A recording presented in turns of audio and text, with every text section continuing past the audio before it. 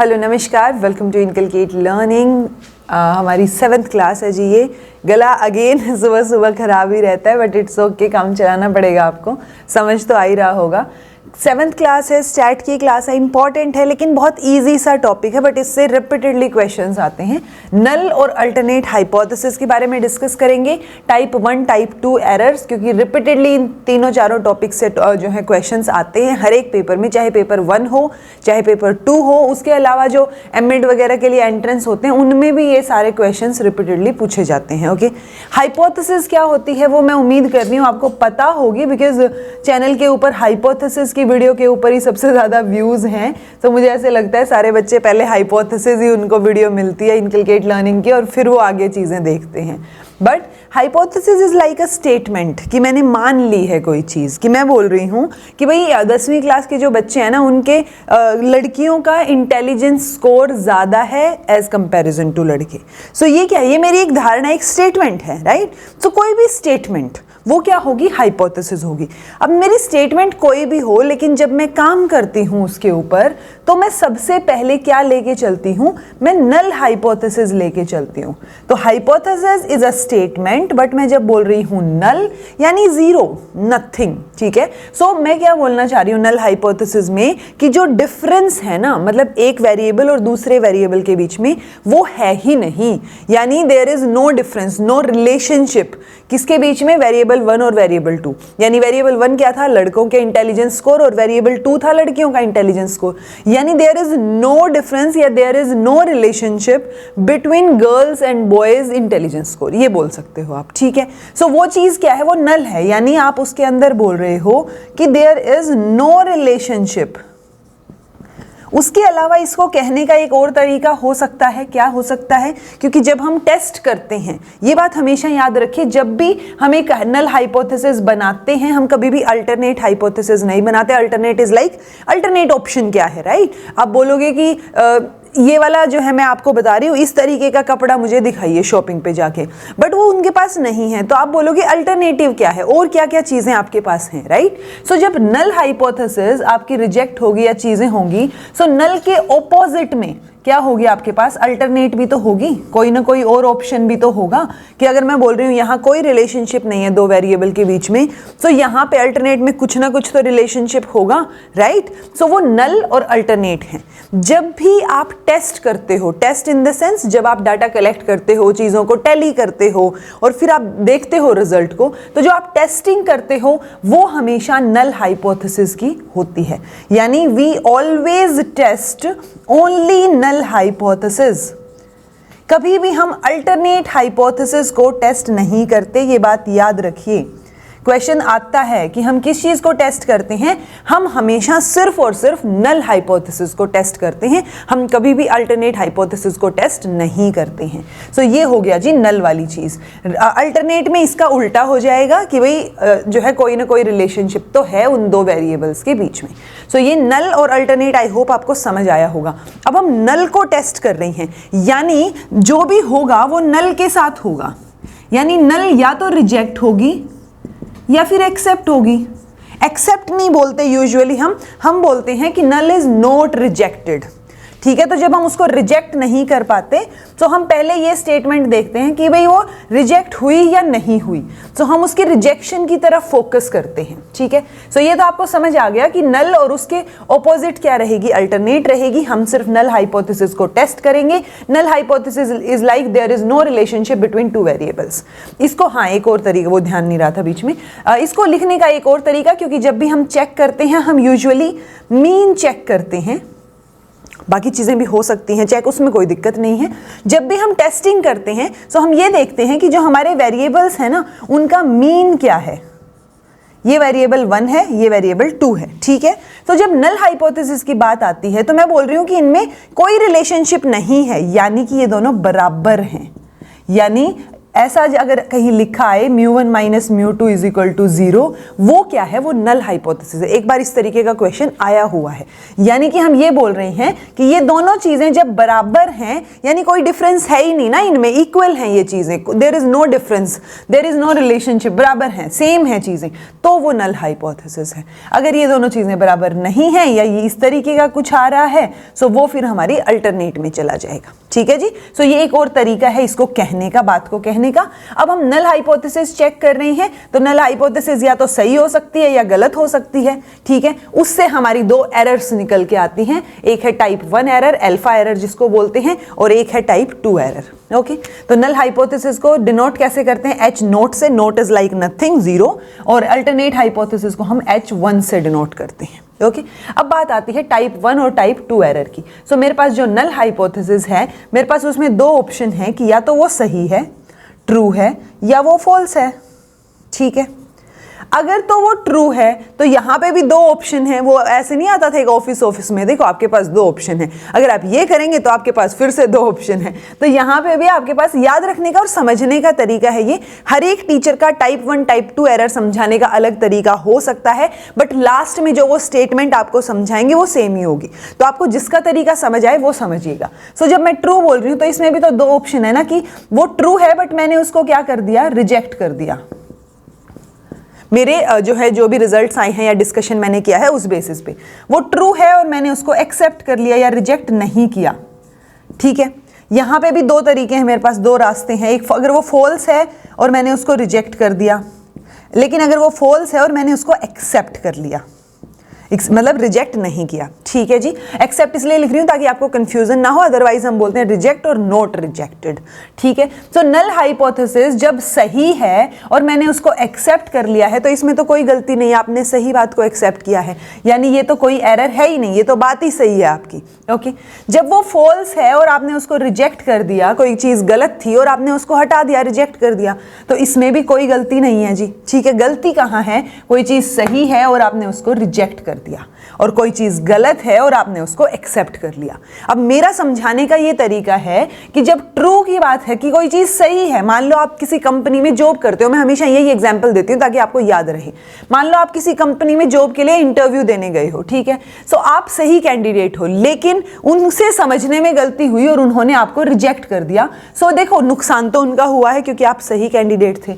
तो ये क्या हो गई जी, एक टाइप की गलती हो गई उनसे, और ये हो गई अपनी टाइप 1 एरर। ठीक है, अब आप एक गलत कैंडिडेट हो और उन्होंने आपको एक्सेप्ट कर लिया है, तो ये और बड़ी गलती हो गई उनसे कि उनकी जो ऑर्गेनाइजेशन है वहां पे जाके अब आप गलत कैंडिडेट काम कर रहा है वहां पे, या हो सकता है आपके कोई और इरादे हों।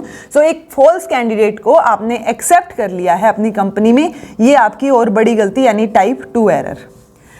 बड़ी गलती छोटी गलती सिर्फ इसलिए बोल रही हूं ताकि आप याद कर सके। यूजुअली हम टाइप 1 एरर को, क्योंकि नंबर 1 है ये, तो टाइप 1 एरर को ही थोड़ी सी बड़ी गलती मानते हैं, बाकी गलती गलती है, दोनों टाइप 1 और टाइप 2 वाली गलतियां ही रहेंगी, ये एरर्स हैं आपकी। ओके, स्टेटमेंट क्या बनेगी, when null hypothesis is true and we reject it, या फिर when null hypothesis is rejected when it is true, तो वो type 1 error. when null hypothesis is false and we accept it, तो वो क्या आ गया, टाइप 2। या फिर when we accept the false null hypothesis, वो भी आ सकता है। तो आपको सिर्फ ये समझना है कि वो चीज़ एक्चुअल में सही थी बट आपने रिजेक्ट कर दिया तो टाइप 1, वो चीज़ एक्चुअल में गलत थी बट आपने एक्सेप्ट कर लिया तो टाइप 2। ठीक है जी। सो ये टाइप 1 टाइप, कई बार क्या होता है ना, आपको पूरा एक क्वेश्चन इस बार के सेट में देखा मैंने, मैं अभी करवाऊंगी आपको, उसमें प्रॉपर तरीके से आपको एग्जाम्पल दे रखा है। उसमें ये नहीं दे रखा कि when null hypothesis is true या टाइप, उसमें क्या दे रखा है आपको, प्रॉपर ये वेरिएबल्स के साथ पूरी स्टेटमेंट बना के दे रखी है कि भाई ये अचीवमेंट स्कोर था या ये चीज़ थी, हमने उसको रिजेक्ट कर दिया या ये मिला हमारे पास, तो वो चीज़ें, यानी अब आपको वहाँ पे उस स्टेटमेंट में दिमाग लगा के ढूंढना पड़ेगा कि उसमें क्या चीज़ सही थी या गलत थी और हमने उसको एक्सेप्ट किया है या रिजेक्ट किया, यानी फाइनल रिजल्ट क्या आया है। उस बेसिस पे आप डिसाइड करोगे कि टाइप 1 एरर है या टाइप 2 एरर है। ओके, आज मैंने बहुत सीक्वेंस में समझाया है, मैं अपने आप से बहुत खुश हूँ। सो ये जी दो चीज़ें रहेंगी, नल हाइपोथेसिस, अल्टरनेट हाइपोथेसिस, हमेशा नल को ही चेक करते हैं। रिपीटेडली बोल रही हूँ क्योंकि क्वेश्चन रिपीटेडली आता है। अल्टरनेटिव को H1 से, इसको H नोट से।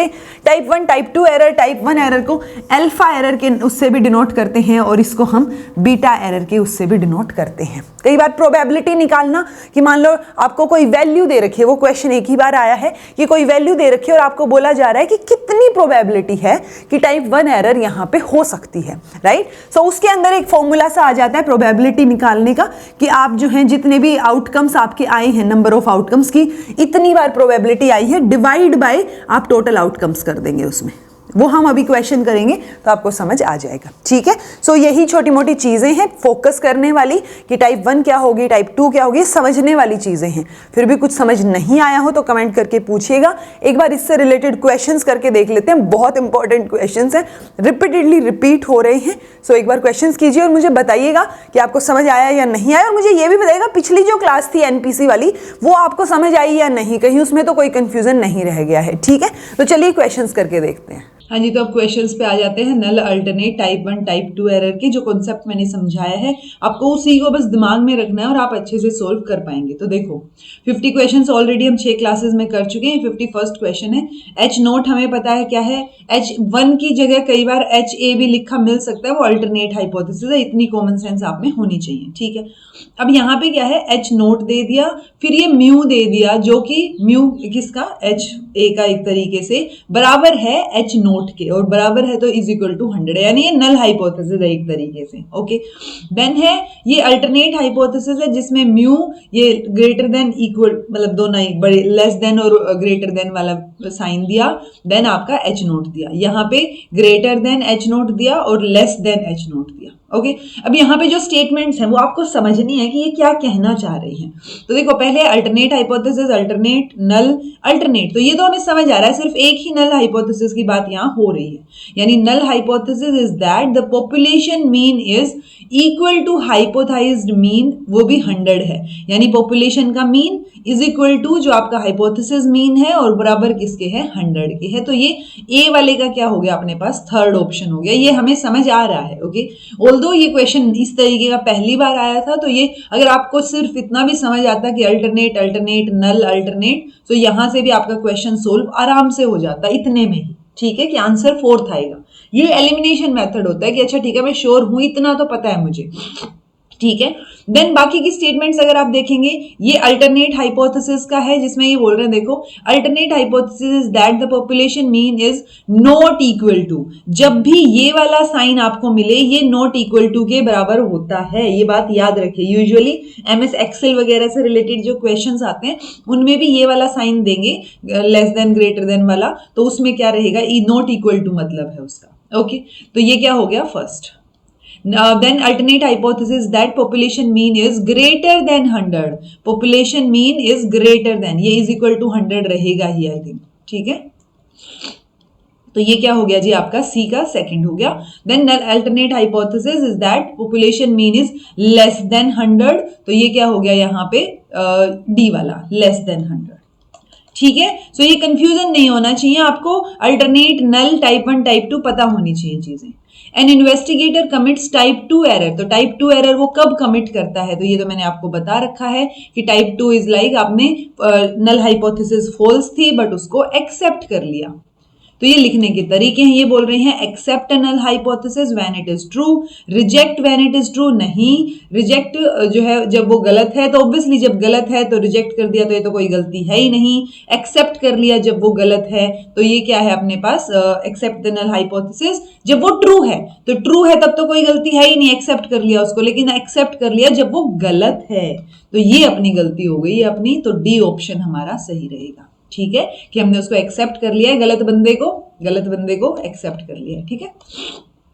Hypothesis that is alternative to null hypothesis, तो कौन सी हाइपोथेसिस अल्टरनेटिव होती है, सो नल हाइपोथेसिस क्या होती है अपनी H नोट, और अल्टरनेटिव हो गई उसकी H1। देखो जब यहाँ पे ऐसे दे रखा है ना अल्टरनेट HA H1, तब कोई कंफ्यूजन क्रिएट नहीं करना है, तब हम H1 से ही डिनोट करेंगे। किसी क्वेश्चन में अगर आपको बोलते टाइम उन्होंने H1 HA दे दिया, इस टाइप से दे दिया H नोट HA, तब कोई बात नहीं, आप इसको अल्टरनेट हाइपोथेसिस मानिए, लेकिन रिप्रेजेंटेशन की अगर बात आएगी तो हम H1 से ही रिप्रेजेंट करते हैं, तो हमारा सही आंसर क्या रहेगा, H1 ही रहेगा, ना कि ये अल्टरनेट या ये और कुछ, ओके।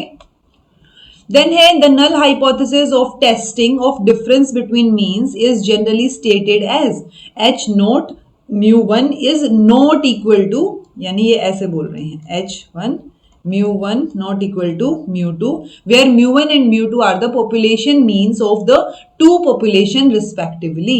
तो यहां पे क्या हम ऐसे इसको डिनोट करते हैं या फिर हम mu1 is equal to mu2 denote करते हैं, क्योंकि मैंने आपको बताया था ना mu1 minus mu2 is equal to 0, कि उनके बीच में कोई डिफरेंस है नहीं, यानी उनके बीच में कोई रिलेशनशिप नहीं, कोई डिफरेंस एग्जिस्ट नहीं करता है जब हम नल हाइपोथेसिस की बात कर रहे हैं। तो ये स्टेटमेंट अपनी क्या हो गई जी, गलत हो गई। दूसरी स्टेटमेंट को अगर आप देखोगे तो क्या बोल रहा है, when samples happen to be small samples and population variance हमें पता नहीं है but assumed to be equal, हमने उसको बराबर मान लिया है। ओके, यानी वेरिएंस सेम है एक तरीके से। इसको जब पॉपुलेशन वेरिएंस की बात आती है तो होमोसिडेसिटी करके एक वर्ड है, आई थिंक वो मैं बताऊंगी आपको नेक्स्ट क्लासेस में जब हम करेंगे टेस्ट के बारे में। ओके, तो Z test is employed for testing the null hypothesis. Although ये टेस्टिंग की बात आ गई इस क्वेश्चन में, बट मैं आपको फिर भी बता देती हूँ, जब बहुत स्मॉल सैंपल होता है तो हम T टेस्ट का इस्तेमाल करते हैं, और स्मॉल मतलब हम 30 से नीचे का लगाते हैं, ठीक है, less than 30, then greater than, हाँ लेस देन 30, ठीक है, तो वो स्मॉल सैंपल माना जाएगा। लेकिन जैसे जैसे सैंपल बड़ा होता जाता है तो वो बड़ा सैंपल मतलब नॉर्मल प्रोबेबिलिटी कर्व आ जाएगा उसका, तब हम टी की जगह Z टेस्ट इस्तेमाल करते हैं। तो जब स्मॉल सैंपल है तो हम T का इस्तेमाल करेंगे ना कि Z का, तो ये स्टेटमेंट भी अपनी गलत हो जाती है। अगर पहली स्टेटमेंट की बात करें तो मैंने क्या बताया था आपको कि null hypothesis is always mu1 minus mu2 is equal to 0, यानी सेम बात हो गई अगर मैं mu1 is equal to mu2 लिखती हूं तो। अल्टरनेट क्या हो जाएगी, mu1 minus mu2 is greater than 0, और वहां पे mu1 जो है वो बड़ा रहेगा mu2 से। ये चीज मैंने अभी अभी आपको समझाई थी कॉन्सेप्ट समझाते टाइम, ओके, कि ऐसे भी डिनोट करते हैं। नेक्स्ट है जी, the risk of rejecting the null hypothesis when it should be confirmed is more at 0.05 P level than at 0.01 P level. यानी यहां पे रिस्क ज्यादा है नल हाइपोथेसिस का रिजेक्ट करने का when it should be confirmed. Then the risk of committing type 1 error is lower at 0.05 P level than 0.01 P level. So वही चीज होगी, दोनों में हमने ऑपोजिट चीजें बोली, तो पहला सही है दूसरा गलत है जी। यानी रिजेक्ट करने का चांसेस जो है वो 0.05 पे ज्यादा रहेगा कि हमने उसको रिजेक्ट कर दिया जब उसको कंफर्म, क्योंकि यहाँ पे 5% की विंडो है अपने पास और यहाँ पे सिर्फ 1% की है, तो रिजल्ट्स बेटर आएंगे अपने पास। तो यहाँ पे चांसेस कम है कि हम उसको रिजेक्ट कर दें जब वो सही है, या कंफर्म करना चाहिए उसको हमें। ओके, तो ये जब हमारे पास विंडो ज्यादा है तब हमारे पास टाइप 1 एरर के चांसेस ज्यादा है ना, तो risk of committing type 1 error is higher at 0.05 than 0.01, क्योंकि जब हम ये 5% 1% वाली चीज या लेवल ऑफ सिग्निफिकेंस ये नेक्स्ट क्लास में हम करेंगे, सो कंफ्यूजन क्रिएट मत करना। ऑल्दो मैंने एक क्लास पहले ले रखी है अच्छे से लेवल ऑफ सिग्निफिकेंस पे, सो कंफ्यूजन नहीं होना चाहिए, बट स्टैट की बेसिक्स करवा रही हूँ, सो नेक्स्ट क्लास में लेवल ऑफ सिग्निफिकेंस से रिलेटेड मैं चीजें करवाऊंगी, उसमें कंफ्यूजन क्रिएट मत करना। ओके, अच्छा ये आ गया है अपने पास, investigator used T test to compare two groups of students on a verbal aptitude. इस तरीके से जब देता है ना तो कंफ्यूज नहीं होना है, क्योंकि ये भी एक तरीके, इसमें भी बेसिक्स ही छुपे हैं आपके। उसने एक एक्सपेरिमेंट को 20 बार रिपीट किया, यानी टोटल आउटकम कितना है उसका 20 है। ऑब्टेन्ड सिग्निफिकेंट डिफरेंस 19 टाइम्स, ठीक है, सो उसने 19 बार उसको सही रिजल्ट मिला है। On the basis of that he decided to reject the null hypothesis. तो जब उसने 19 बार सही मिला, यानी एक ही बार गड़बड़ हुआ है, सो वो एक ही बार तो है जहां पे टाइप 1 एरर की प्रोबेबिलिटी है, सो वो एक बार जो फेवरेबल आउटकम नहीं है अपना, डिवाइड बाय 20, ये क्या आ जाएगा अपने पास, अपनी प्रोबेबिलिटी आ जाएगी टाइप 1 एरर के कमिट करने की। सो टाइप 1 एरर कितनी, मतलब कितने चांसेस हैं टाइप 1 एरर होने के, वो बताया है हमने, ठीक है। तो 1/20 आंसर अपने पास आ जाएगा 0.05। ये बात याद रखिए, एक चीज जो मैंने आपको बताई थी फिर भी याद रखिए, देखो प्रोबेबिलिटी टाइप 1 एरर कमिट करने की, जो अगर टाइप 2 एरर की आएगी तो एक अलग फॉर्मूला होगा, चाहे टाइप 1, क्योंकि इस तरीके के क्वेश्चन कम आते हैं, बट स्टिल पता होना चाहिए आपको कि टाइप 1 जो है एरर है उसकी गलती के कितने चांसेस हैं, कितनी प्रोबेबिलिटी है कि हम टाइप 1 एरर कमिट कर सकते हैं। सो वो प्रोबेबिलिटी हम निकालेंगे number of favourable outcome divide by total number of outcome. So हमें टाइप 1 एरर की करनी है, तो हम कैसे कैलकुलेट करेंगे, नंबर ऑफ केसेस अपने 20 हैं, number of cases in favour of type 1 error, ठीक है, तो टाइप 1 एरर के फेवर में तो एक ही केस है ना, बाकी तो सही ही है, ठीक है, गलती वाला तो एक ही केस है। सो वो क्या हो गया जी 1/20। सो प्रोबेबिलिटी क्या है टाइप 1 एरर कमिट करने की 0.05 है। ये क्वेश्चन तो आया हुआ है प्रीवियस ईयर में, बट ये नहीं आया हुआ है। लेकिन यहां पे टाइप 2 एरर, क्योंकि टाइप 1 एरर की प्रोबेबिलिटी अगर पूछ रखी है तो किसी दिन रैंडमली टाइप 2 एरर की प्रोबेबिलिटी भी पूछी जा सकती है। ओके, सो ये क्वेश्चन देखिए, through the years at a large university 20% जो है all first semester students chemistry के जो वो फेल हो रहे हैं, 20% स्टूडेंट। ठीक है, यूनिवर्सिटी ने अपने कोर्स को रीडिजाइन किया और वो जानना चाहते हैं कि जो फेलियर रेट है वो कम हुआ कि नहीं हुआ। ठीक है, the test designed for this study has power. तो जो टेस्ट अब बनाया गया है ना इस स्टडी के लिए, उसकी पावर क्या है? 0.85 है। So power is P 0.85। सो ये पावर वाली वैल्यू आपको टाइप 2 एरर के टाइम पे दी मिलेगी। सो टाइप 2 एरर आप कैसे कैलकुलेट करोगे? आप 1 माइनस ये पावर कर दोगे। ठीक है, वो आपकी प्रोबेबिलिटी आ जाएगी टाइप 2 एरर कमिट करने की। ओके, वहां पे हमने क्या किया था? Number of favourable outcome, favourable अगर बोल रही हो तो टाइप 1 एरर के फेवर में, यानी कितनी गलतियां करने के चांसेस हैं अपने ना। So number of favourable items divide by total outcomes. ठीक है, सो वो अपना टाइप 1 एरर कमिट हो रहा है, यहां पे टाइप 2 एरर कमिट हो रहा है। टाइप 2 में हमेशा आपको पावर की वैल्यू दी मिलेगी। तो जब ये पावर दे रखा है, तो ये पावर का मतलब ये है कि प्रोबेबिलिटी जो है करेक्टली रिजेक्ट करने की नल हाइपोथेसिस की वो 85% है। यानी पावर अगर मैं बोल रही हूं तो that means correctly reject, null hypothesis को आप सही तरीके से रिजेक्ट कर रहे हो, उसके 85% चांसेस हैं। ठीक है, अब कितने चांसेस टाइप 2 एरर के कमिट करने के? तो जो बचे हुए चांसेस हैं वो टाइप 2 एरर के हैं, यानी 1 माइनस 0.85 यानी 0.15। सो 15% चांस है, 15% प्रोबेबिलिटी है कि हमारी टाइप 2 एरर हो सकती है। ये हमें इंटरप्रेट करना है कि अपनी जो टाइप 2 एरर है उससे रिलेटेड हम क्या बोल सकते हैं कि 15% चांसेस हैं that we incorrectly accept the null hypothesis. हम यानी पावर कब दिया होता है? जब हम करेक्टली रिजेक्ट कर दे नल हाइपोथेसिस को। ठीक है जी, सो ये कंफ्यूजन मत क्रिएट करना, ये पावर ऑफ द टेस्ट आपको समझ आना चाहिए कि क्या कहना चाह रहे हैं हम। इन्वेस्टिगेटर ने टाइप 1 एरर कमिट की है, तो क्या मतलब है उसका? टाइप 1 में क्या था? छोटी गलती थी एक तरीके से, अपनी टाइप 2 वाली थोड़ी बड़ी गलती थी। तो उसमें हम क्या कर रहे थे टाइप 1 वाले में कि एक अच्छा कैंडिडेट था, उसको हमने रिजेक्ट कर दिया, यानी कोई चीज ट्रू थी और हमने उसको रिजेक्ट कर दिया। ठीक है, reject the null hypothesis when it is true. Then है टाइप 2 एरर, अगर आपने कमिट की है तो ये इस तरीके के क्वेश्चन रिपीटेडली पूछते हैं। तो ये मैंने अगर 2 बार कोई क्वेश्चन डाल रखा है यानी वो आया हुआ है। ओके, सो इसमें क्या आ जाएगा? टाइप 2 एरर में हम क्या कर रहे हैं? हम एक्सेप्ट कर रहे हैं जब वो चीज गलत है। ठीक है, तो थर्ड आंसर आ गया।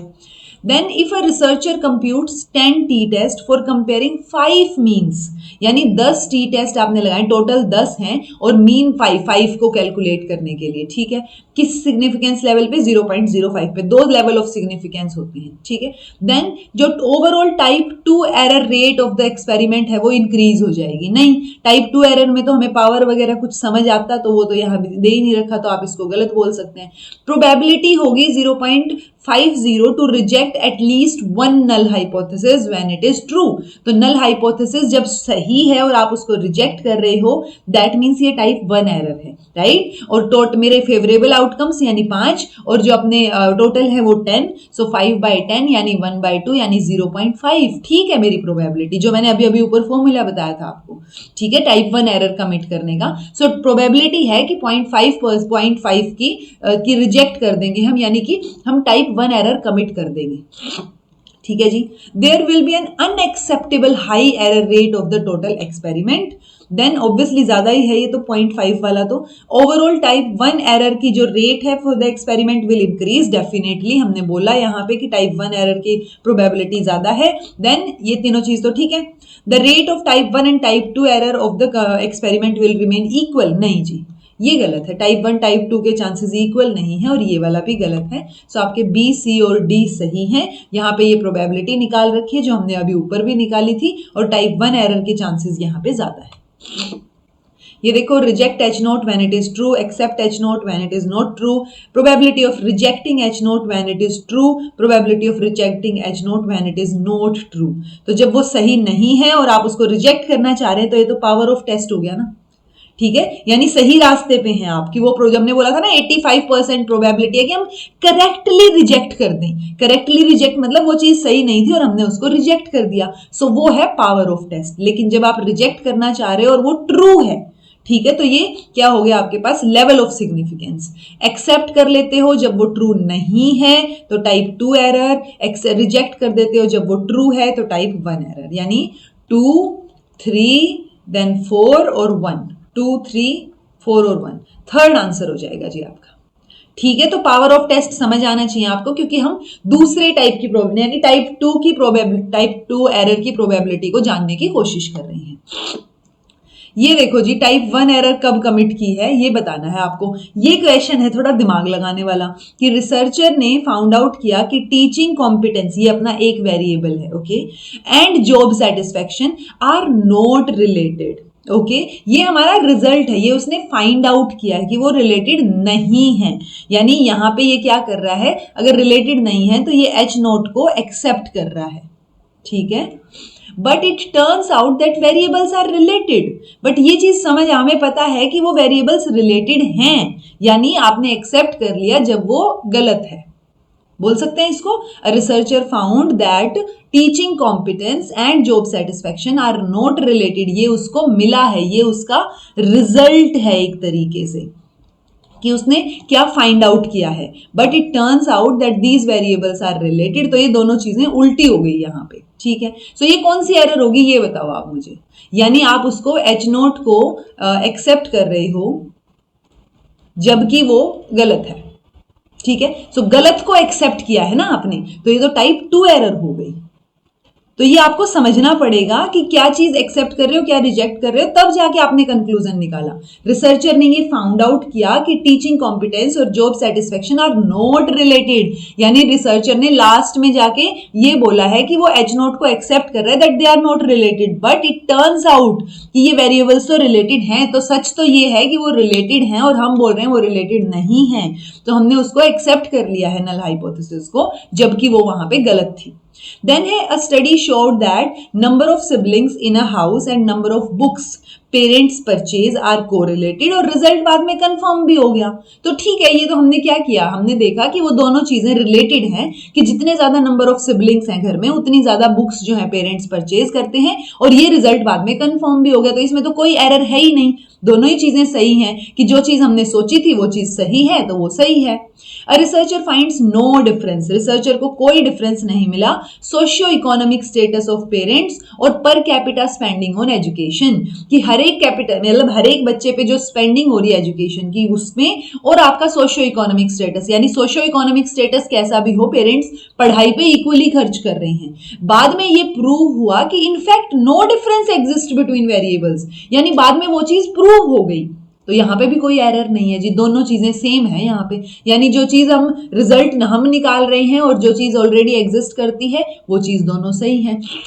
Then है a study revealed that significant difference between 10th and 12th students on a reasoning test, and ये क्या बोले कि significant difference है, यानी ये null hypothesis को reject कर रही है। Okay, and it turns out that there is no difference, जबकि नल हाइपोथेसिस यहां पे ट्रू थी। नल हाइपोथेसिस ट्रू मतलब कि कोई डिफरेंस नहीं है, नल हाइपोथेसिस में हम यही तो बोलते हैं, बट हमारी स्टडी ने रिवील किया कि डिफरेंस है, तो हमने उसको ऑपोजिट चले गए, यानी कि नल हाइपोथेसिस सही थी और हमने उसको रिजेक्ट कर दिया। तो ये अपना टाइप 1 एरर आ जाएगा। ओके, सो ये टाइप 1 टाइप 2 की ही बात हो रही है एक तरीके से इन एग्जांपल्स में। ये दोनों लेवल पे कोई एरर है नहीं, ये टाइप 2 एरर है और ये टाइप 1 एरर है। तो इसको वापस से पढ़ के समझने की कोशिश कीजिए कि मैंने आपको क्या समझाया है। Okay, What type of error occurs if null hypothesis is accepted when it is false? तो देखो ये वैसी ही चीजें हैं, बस उल्टा पूछ लिया। पहले पूछा था टाइप 1 या टाइप 2 कौन सी, और ऑप्शन में दे दिया। अब यहाँ पे आंसर दे दिया और टाइप 1 टाइप 2 पूछ दिया आपसे, तो नल हाइपोथेसिस को आपने एक्सेप्ट कर लिया है और वो गलत है, यानी गलत चीज को एक्सेप्ट किया है, तो टाइप 2 एरर हो गई हमारे पास। ठीक है जी, सो ये आपके क्वेश्चंस हो गए। नेक्स्ट क्लास में हम लेवल ऑफ सिग्निफिकेंस और कॉन्फिडेंस इंटरवल के बारे में बात करेंगे। This was all about today. I hope आपको ये कॉन्सेप्ट समझ आया होगा। हमने 4-5 कॉन्सेप्ट किए हैं इसमें। एक हमने नल हाइपोथेसिस की बात की, दूसरा हमने अल्टरनेट हाइपोथेसिस की बात की, तीसरा हमने अल्फा एरर या टाइप 1 एरर की बात की, फोर्थ हमने बीटा एरर या फिर टाइप 2 एरर की बात की। फिफ्थ हमने एक टॉपिक किया कि प्रोबेबिलिटी कैसे निकालेंगे आप टाइप 1 एरर की, यानी टाइप 1 एरर के होने के कितनी प्रोबेबिलिटी है, कितने चांसेस हैं। और देन हमने बात की प्रोबेबिलिटी ऑफ टाइप 2 एरर की कितने % चांसेस हैं कि टाइप 2 एरर कमिट हो सकती है। टाइप 2 की जब हम बात कर रहे हैं तो हम 1 माइनस पावर कर देते हैं, वो हमारा आंसर आ जाता है। और टाइप 1 की बात कर रहे हैं तो number of favourable outcomes divide, favourable in the sense type 1 के फेवर में, एरर के फेवर में जो हैं, और डिवाइड बाय टोटल आउटकम्स। ठीक है जी। सो ये आज हमने टॉपिक्स किए हैं, फिर भी कुछ समझ नहीं आया हो सो कमेंट करके पूछ लीजिएगा। This was all about today. Thank you so much for watching. Be happy, keep smiling, subscribe to inculcate learning because it is absolutely free, and be consistent in your efforts.